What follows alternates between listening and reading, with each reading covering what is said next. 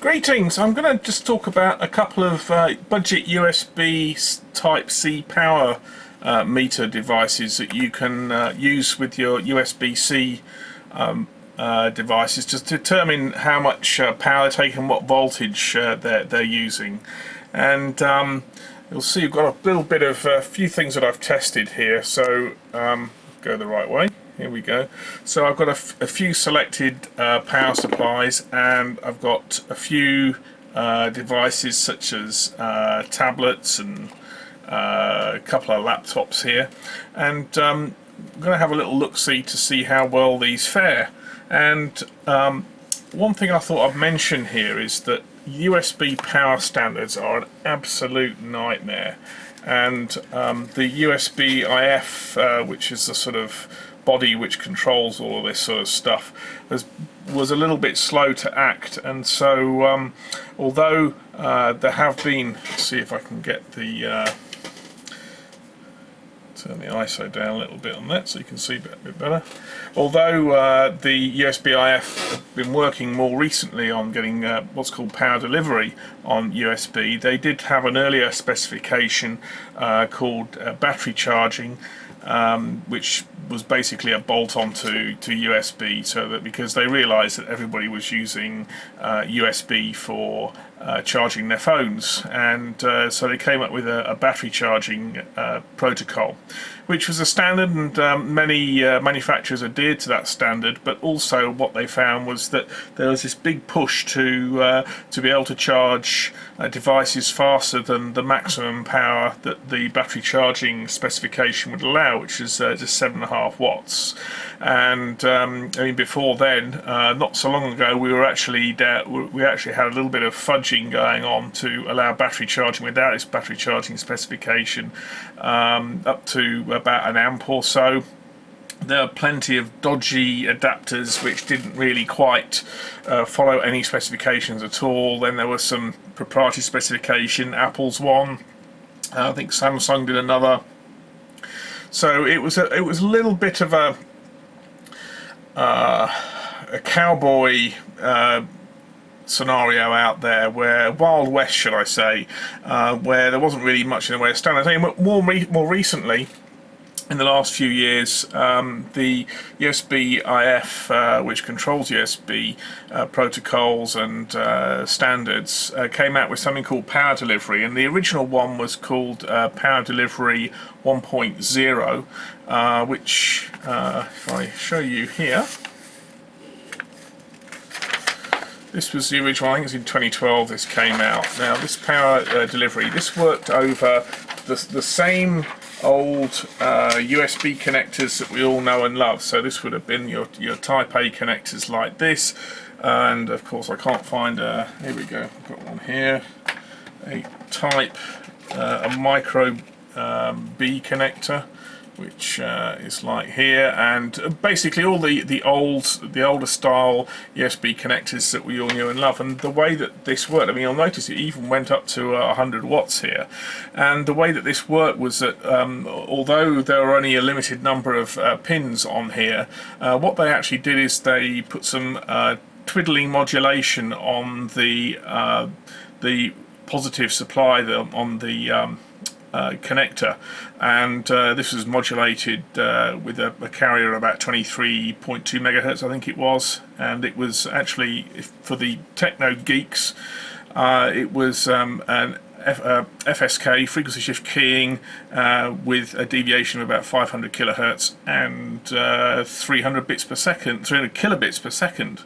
Now this was essentially the Power Delivery release 1, and that's pretty much dead in the water now, and they moved on to Power Delivery revision 2 and 3 now, which is much more common. And these are the I should just mention on the revision 1, there are a limited number of recommended profiles here, which you'll see. And anyway, those have all been deprecated because wouldn't be technology unless a technology lasted 2 years without it being thrown in the bin, which is bizarre, really, because this is all about trying to stop e-waste, and yet they've just thrown away, deprecated a 2-year-old. In 2014, they deprecated the 2-year-old USB. Power delivery revision 1. So we've got revision 2 and 3 now, and this actually covers a very similar amount of power that can be done, but there's some additional functionality on here which wasn't in the original revision 1 specifications, and one of them is that it can be bidirectional, and the signalling, there's some very dumb signalling which goes on. First of all, it's dependent, a lot of it, on the USB-C connector, which has some additional pins which weren't available on the old USB-A and USB-B connections, and these they can use these connections to do various signals. There's dumb signalling, which is just basically a couple of resistors, which determines the sort of power that you can get if you're operating on the 5-volt segment. But then if you want to get more than 5 volts, you then have to start using some signalling on there, and the signalling, interestingly enough, is at 300 kilobits per second, which is the same data rate that was used in revision 1, interestingly enough. And if you want to get really nerdy on it, this uses biphase frequency shift. So it's not the same as Manchester shifting, but it basically encodes the clock and the data onto the same signal. So 0 and a 1 are represented by 0 is represented by a single state 0 switching to 1, and a 1 is represented by sorry, let's get this right. A 0 is a constant value throughout the time, the bit frame, either 0 or 1, whereas a 1 is represented by a change within the bit frame, so a transition either from 0 to 1 or 1 to 0, and that's how they managed to recover the clock and whatever. There's also on both of these, on both the revision 1 and revision 2, they use a couple of things. They use a CRC, and they also use in order to be able to keep the DC out of the signal, they stuff its 4 bits are actually encoded onto 5 real bits, and so is that B5, B4, or B4, B5? Anyway, whatever. People who know about Ethernet will know all about that. Anyway, that's far too much detail for what I really want to go into, but as you can tell, it's a bit of a technical nightmare, and for the consumer it's a nightmare as well, because you could end up finding yourself with, if I zoom out here, you could find yourself with a ton of different adapters, and you're not really quite sure which one is going to work with which device. Well, one of the ways that you can figure that out is by using one of these 2 meters. So I picked up, first one I picked up was this one, which I'll just zoom in on, and this was I don't know how long ago this was. Actually, I've got the wrong copy of the. Anyway, this was about 3 or 4 months ago. I picked this up, and I've been using it ever since, and carry it around with me. And actually, I use it pretty much on a daily basis. It's always nice to know whether or not your device is charging, and so there it is, almost life size, if you like. And the other one that I got, because I thought this one had stopped working, which I'll explain to you why in a moment, was this one, which is a cheaper one, but you'll notice there's something slightly less on the display. On this first one, you'll notice that there's actually the amount of charge in milliamp hours is actually displayed on there, whereas on this one it's not. Now, whether that's used to you or not, I don't know, because it's a shame they don't do milliwatt hours, because the actual amount of power is going to be the multiply the voltage by the current. This only just tells you what the current was at that particular voltage, and this, by the way, resets every time you pull it out and plug it in again. So those are the two devices. This one was about £25. It was £17. Now they work very, very similarly. So what I'll do is I will get a, let's get rid of these and zoom you out, because we'll show this on pretty much all of these. I need to pick one of these machine devices and we'll show you how this works. I plug this in.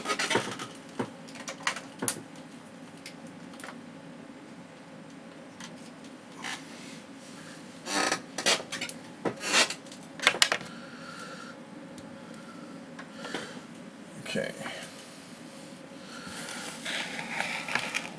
So first things first, when I actually plug it in to power at this end, it doesn't actually, nothing comes on, and in fact the same applies to this one here.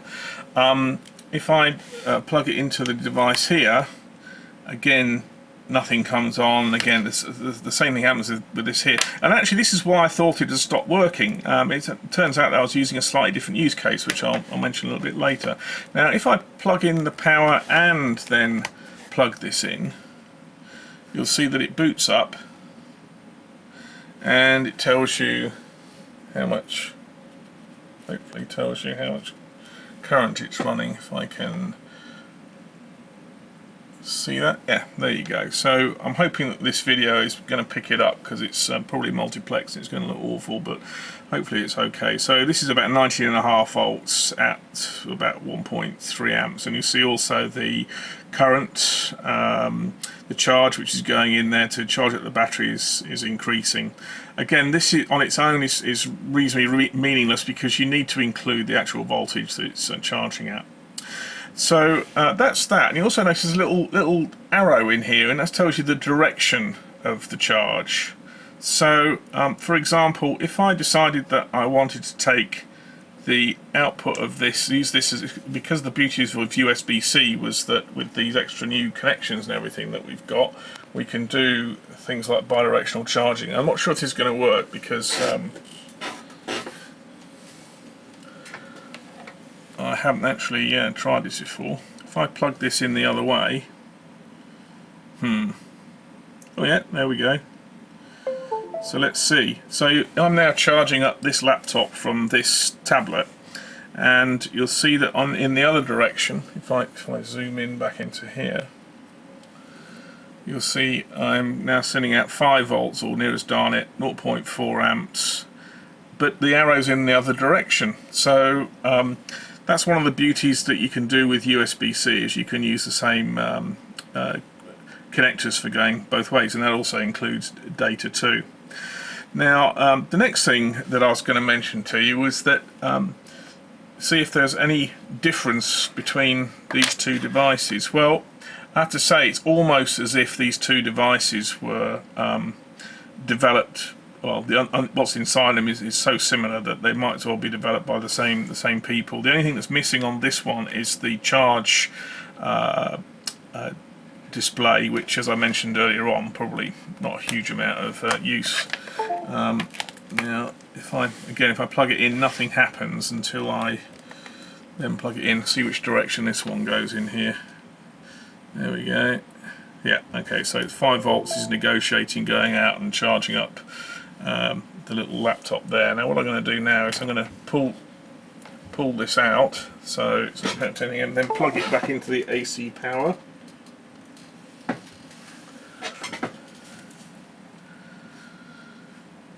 And there we go. Now, so you see now it's 20 volts at 1.2 amps.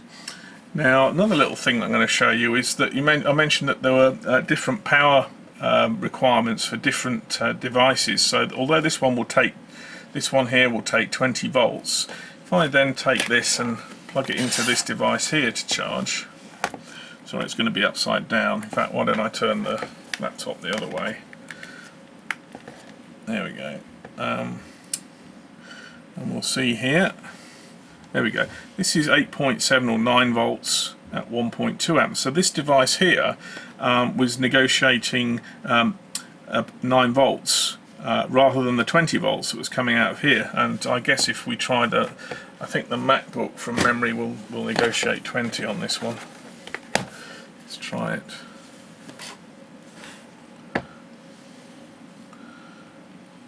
Yeah, 20. Now if you use the MacBook adapter, it only negotiates about 14.5 volts, which is kind of interesting.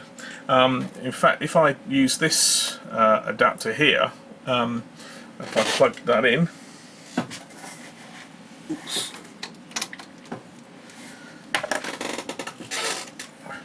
And hopefully everything's going to reach. Here we go. So same device, but this is now 12 volts that it's charging at. So as you can see, it's very much depending on what adapter, you'll get different charge rates, because depending on the voltage here and the current which it can supply, you'll get different charge rates. So that's something to keep in mind. And so let's see, I get my paperwork out, which of course isn't where I hoped it was going to be. So if I show you here, I did some checks as to what the marked voltages on the adapters. Yeah, I should mention that actually, is that I marked it clearly on here, but you have to look pretty carefully. Let's see if I can autofocus that. There we go. You'll see if you look closely, and hopefully that comes out in the wash, that the actual supply voltages that it will do are generally listed on there. This one also has a benefit, is it's got a standard USB charge as well, 2.4 amp up to, so it uses some proprietary thing to get 2.4 amps, but I'm pretty sure it'll support the 1.5 amps of the battery charging spec too. And yeah, because my eyesight isn't good enough to read these, I just write it on the outside just to show, you know, what this thing will actually do. This is a 30 watt RAV power unit, and actually it's the best one that I've got, and it was also one of the cheapest, which is pretty good. So okay. So I'll show you what I discovered here, was that these were the several adapters that I got, and show you here that this is the top one is the adapter that came up with that little tiny laptop that I have, the little 7-inch one, which is a pretty neat laptop actually. Means when you're standing up on the train, can't get a seat, you can still actually do something useful. And then I haven't shown here because I've left it in my office, but there's an Apple 29 watt adapter and what that supports, and the sort of voltage nodes, if you like, if that's the right thing as to what it supports. This is the Dell 30 watt adapter and what that would support. The RAV power that I just showed you, and that's pretty good. That's has a number of different voltage nodes, and the Dell power bank, which is this one here. This is actually a lithium-ion battery pack, and what that will supply in current. So this is the, sorry, I should have mentioned, these are the voltage nodes, and this is the amount of current each one will supply. So then here's the, when I actually tried to use these on each of these devices, let's just zoom out a little bit. When I tried to use them on each of the devices, I actually found that not all adapters would work on all of the devices. For example, I found that the little GPD adapter, that's this little tiny one, if I can find it, here we go, this one here, this one would not work with the MacBook. Sorry, the GPD adapter would not work with the XPS 12 tablet, and but it would work with the MacBook and the GPD Pocket, the little 7-inch laptop that I got. The Apple 29 watt adapter, again interestingly, would not work with the Dell XPS 12. I mean, this is why this is such the Wild West, and this really is a, I'm struggling to work out whether this is a problem to do with the manufacturers, the USB specification, because sometimes with these specifications, they're all well and good, but if there are optional parts to them, then you're not going to get compatibility between something which looks exactly like it's going to work. And this is one of the problems with this USB-C connector. They're trying to cover a multitude of sins. To the Joe average public, if they see a connector that looks different, well, they know that it's probably got a different function, whereas this has a multitude of functions, and a lot of the things, including the power, some of them are optional. And so, in fact, not even all cables are the same. Some cables are active cables, for example. So it is the Wild West. Anyway, interestingly, the RAV power came through pretty good on this. The Dell worked with all these devices. Again, this is really just a straw poll, so don't take this as read that you know, one will work with one device and not another. And then there's the Dell, the power bank that I had as well, which interestingly seemed to work. Now, one further thing which I'll just mention to you is, well, what do you do with your old 5-volt power banks? Well, you might be interested to know, but actually they do actually work with some devices, and I'm just trying to find the adapter that I have. Here it is. So what I'm going to do is, this is my power bank here, my Dell power bank. Now it does have a USB-C here, and I can Dell power bank. I'm going to zoom out a little bit. There we go. Here's my Dell power bank. It has got a USB-C on it, and as you'd expect, if I plug it in and turn it on,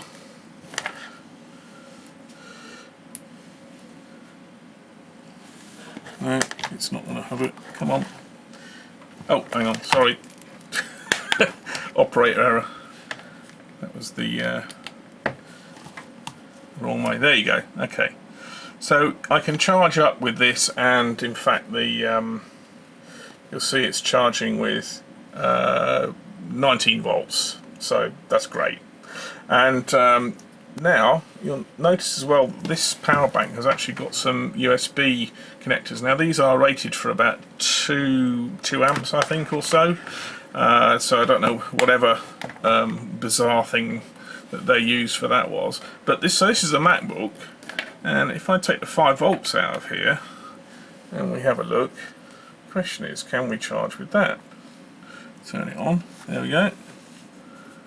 There we go. And you can still charge your MacBook from a 5 volt USB connection.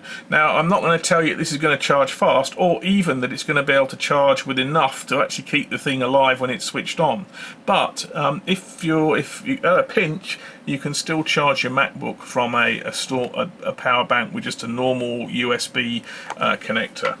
However, that doesn't apply to all laptops.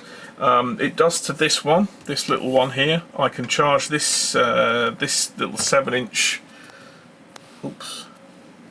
device from a 5 volts, which is actually really convenient. But what I can't do is I can't charge this Dell up from it. So if I switch it on, and if I try to there we go. Oh, hang on, it's going to work now, isn't it? Oh no, okay, right, here we go. So if I zoom in on this, you'll see that it's not actually charging. So there's 5 volts on there, but there's nothing actually charging one way or another. And the same applies if I plug this in. Not sure if I mentioned this, but you'll notice as well that if I plug this in like this, make sure it's on. This is slightly bigger. Have I got the focus on there? Let's get the focus going. Sorry if I went out of focus there. There we go, that's better. Okay, so hopefully you've seen there that it's not actually charging on this device, so just got to be careful there, because some devices won't charge from the 5 volts. They do need higher than that to actually charge. So hopefully that's been of use to you. As you see, the actual physical devices here are of a very, very similar size. Oops, put it in frame. This one here is a little bit thinner. If I'm honest with you, I would say the one that I would prefer to carry around with me is going to be this one, which is the cheapest one, the pluggable one. And the reason is that it feels more robust physically than this one. This one, I mean, I haven't had a problem with it, but it's you know, it's not been. It just doesn't feel quite as robust as this pluggable one. And there was one other thing I mentioned to you earlier on. The reason why I got a second one was because I thought this one was broken. Now the reason I thought it was broken was that when I was plugging in the power, I'd find that it just turned on immediately, and I thought, well, that's a normal way that it works.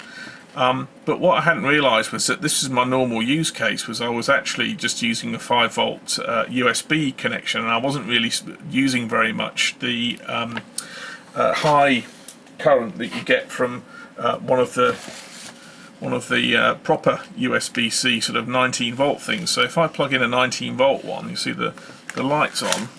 Oops, here. So, but nothing ever comes up on the display, and it only actually comes up on the display when I actually plug it into the device and it's actually charging.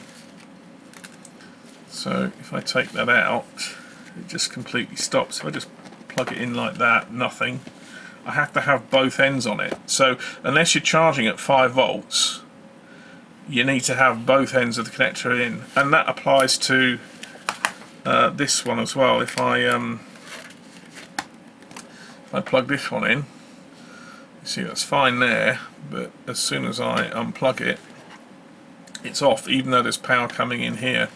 But if I plug in the 5 volts to it, oops, and turn it on, there you go, it goes on straight away, although it won't actually charge this device. So there you go.